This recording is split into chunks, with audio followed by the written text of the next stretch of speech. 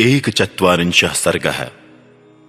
श्री राम के वनगमन से रनवास की स्त्रियों का विलाप तथा नगर निवासियों की शोकाकुल अवस्था।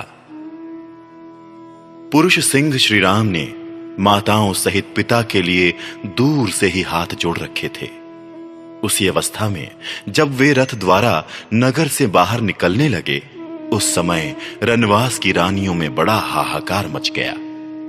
वे रोती हुई कहने लगीं, हाय, जो हम अनाथ, दुर्बल और शोचनीय जनों की गति और शरण थे, वे हमारे नाथ श्री राम कहां जा रहे हैं? जो किसी के द्वारा झूठा कलंक लगाए जाने पर भी क्रोध नहीं करते थे, क्रोध दिलाने वाली बातें नहीं कहते थे और रूठे हुए सभी लोगों को मनाकर प्रसन्न कर लेते थे, वे दूसरों के दुख में समवेदना प्रकट करने वाले राम कहां जा रहे हैं? जो महातेजस्वी महात्मा श्री राम अपनी माता कौशल्या के साथ जैसा बर्ताव करते थे, वैसा ही बर्ताव हमारे साथ भी करते थे, वो कहां जा रहे हैं? कैकेयी के द्वारा क्लेश में डाले गए महाराज के वन में जाने के लिए कहने पर हम लोगों की अथवा समस्त जगत की रक्षा करने वाले श्री रघुवीर कहां चले जा रहे हैं?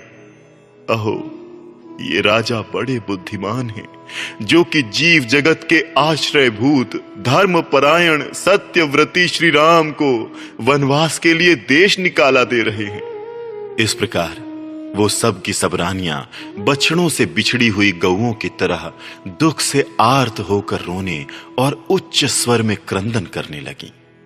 अंतःपुर में वह घोर आर्तनाद सुनकर पुत्र शोक से संतप्त हुए महाराज दशरथ बहुत दुखी हो गए। उस दिन अग्निहोत्र बंद हो गया, गृहस्थों के घर भोजन नहीं बना, प्रजाओं ने कोई काम नहीं किया।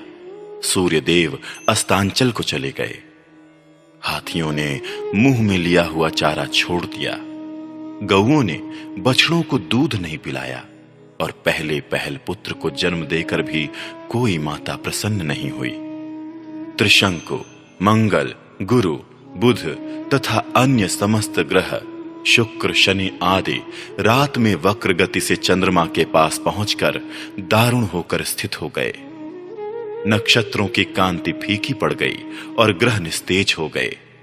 वे सब के सब आकाश में विपरीत मार्ग पर स्थित हो धूमाच्छन्न प्रतीत हो रहे थे।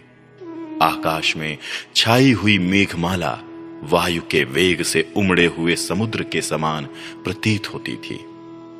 श्री राम के वन को जाते समय वो सारा नगर तीव्र गति से हिलने लगा। वहां भूकंप आ गया, समस्त दिशाएं व्याकुल हो उठी, उनमें अंधकार सा छा गया। न कोई ग्रह प्रकाशित होता था, न नक्षत्र। सहसा सारी नागरिक दीन दशा को प्राप्त हो गए। किसी ने भी आहार या विहार में मन नहीं लगाया। अयोध्यावासी सब लोग शोक परंपरा से संतप्त हो निरंतर लंबी सांस खींचते हुए राजा दशरथ को कोसने लगे।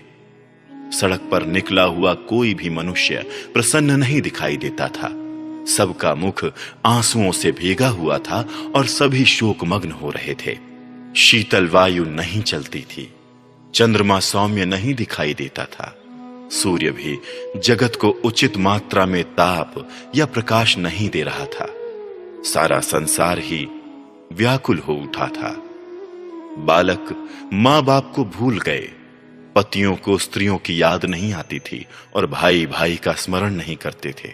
सभी सब कुछ छोड़कर केवल श्री राम का ही चिंतन करने लगे।